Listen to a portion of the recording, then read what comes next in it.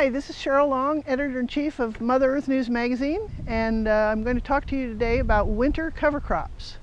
We're here in my garden in Zone 6, Kansas. We've had multiple nights of hard freezes down into the low 20s, and as you can see, these plants are still perfectly happy.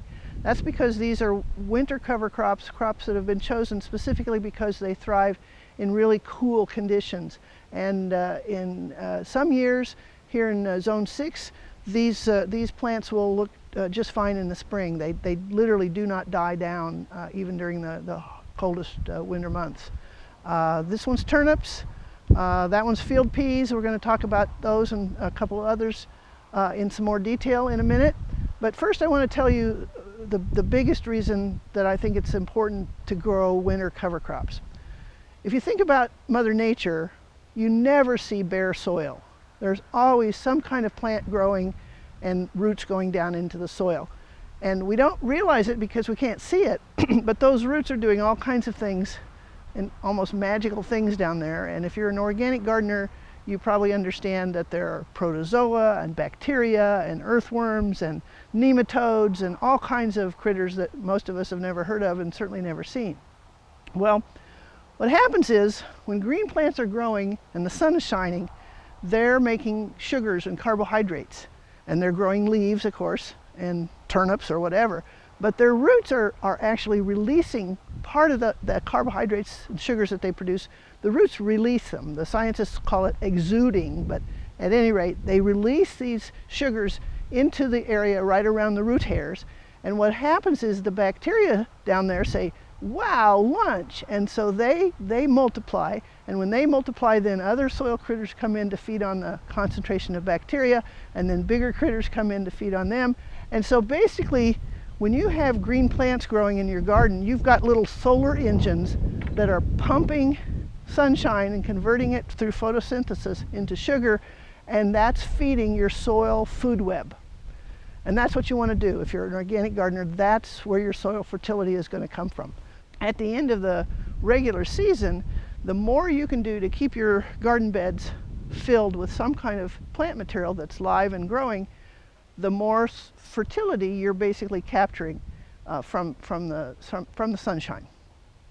The second reason is a similar one, but it has to do with the roots.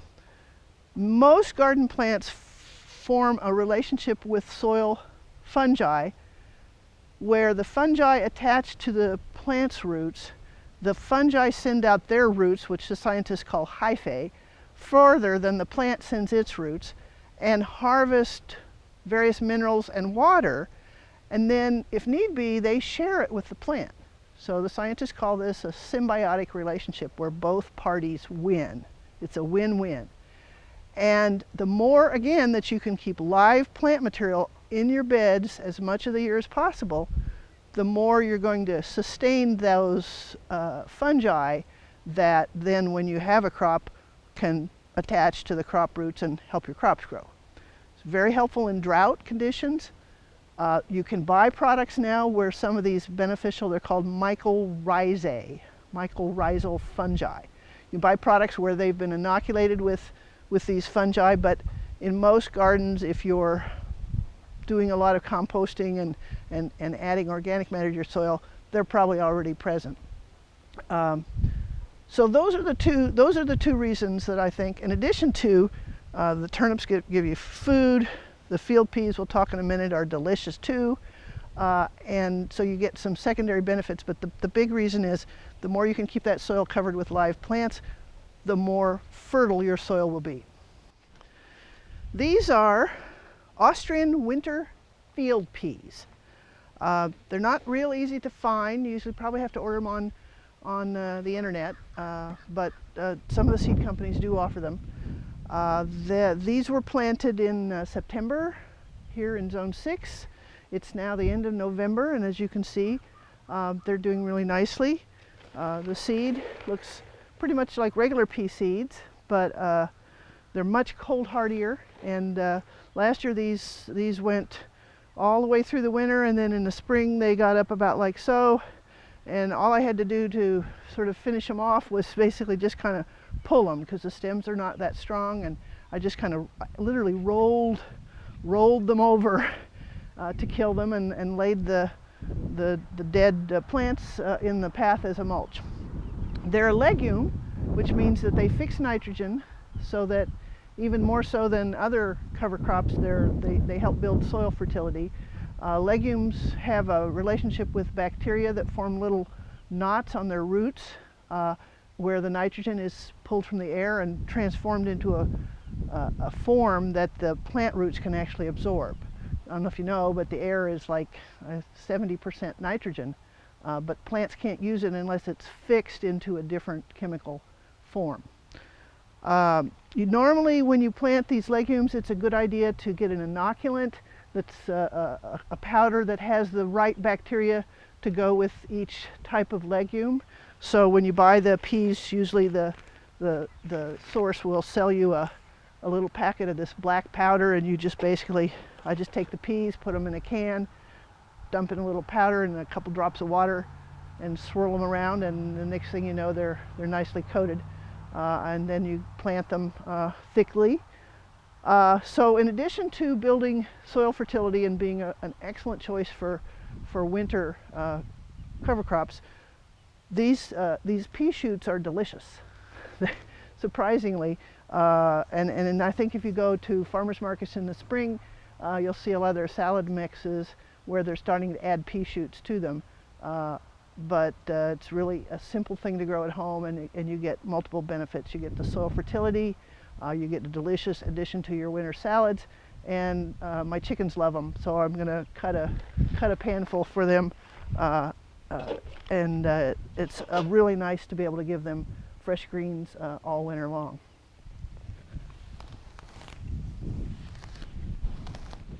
So planting cover crops is pretty simple. You just want to kind of get them in thick, but you don't really have to. It's kind of tedious to make lots of little rows to get it nice and thick. So what I found works really well, especially for the field peas, is to just rake out a wide, very wide area, like half your bed. So just basically rake out a nice wide bed, maybe inch or half inch or so, inch deep.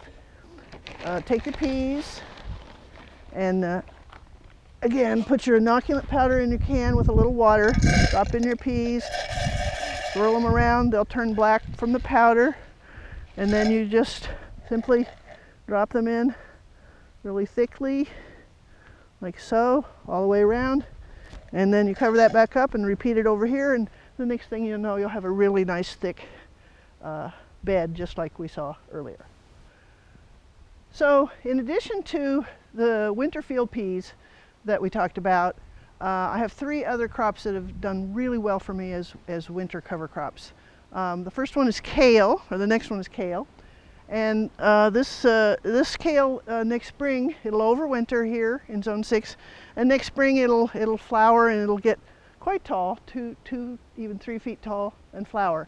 And I've been able to save seed very easily from it from year to year, which is a big plus, because with the field peas, usually you have to order them by mail, and they aren't necessarily inexpensive. But the kale, you can save your own seed.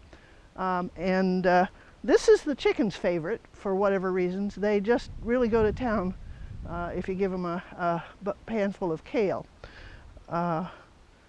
It's very winter hardy, as I mentioned, and it's an excellent choice.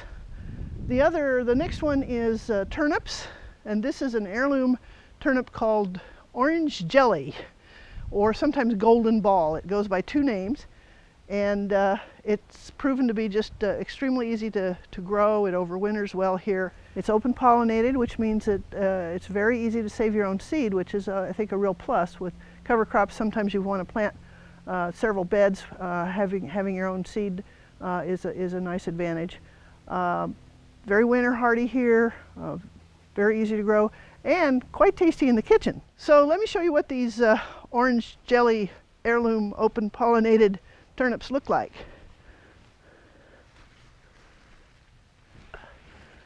There's one. We got another good one over here, I think. Oh yeah, there we go. What do you think? Not too bad.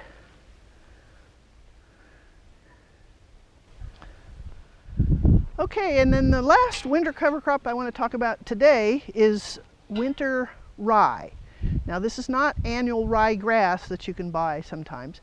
This is cereal rye. This is the stuff that gets tall and makes rye seed that's made into rye flour. It's called cereal rye, or sometimes you could call it grain rye, but it is different from annual rye grass. At any rate, it's very robust. It's one of the latest things you can plant, and even in early November it would probably still sprout and do some growing on the warm days of winter, and then really come on strong in the spring. It has really fibrous roots, so it really helps get organic matter down into the soil. And of course, I mentioned earlier the carbohydrates that plants release as they're growing that feed the soil food web. The chickens love the rye. You can cut it and take it to them, which works out really well. Or you can also, if you have a portable chicken tractor, little portable chicken coops, which I have several that have worked out really well for me, you can move those right onto this bed, and the chickens can just graze at will. Leave them on for a few weeks and then you take them off. If you leave them on longer, they'll actually kill the rye for you, which is a good thing in the spring. As far as planting, we showed you how to plant the field peas. These other crops, the turnips, the kale, and the rye, the seeds are small enough that if you just kind of loosen the soil with a fork or something and scatter them thickly, rake it down to get a little better contact, maybe even tamp it down a little bit to get some good contact with the soil, water them well for a week or two, and that's all there is to it. Thanks for joining me today. This is Cheryl Long for Mother Earth News Magazine.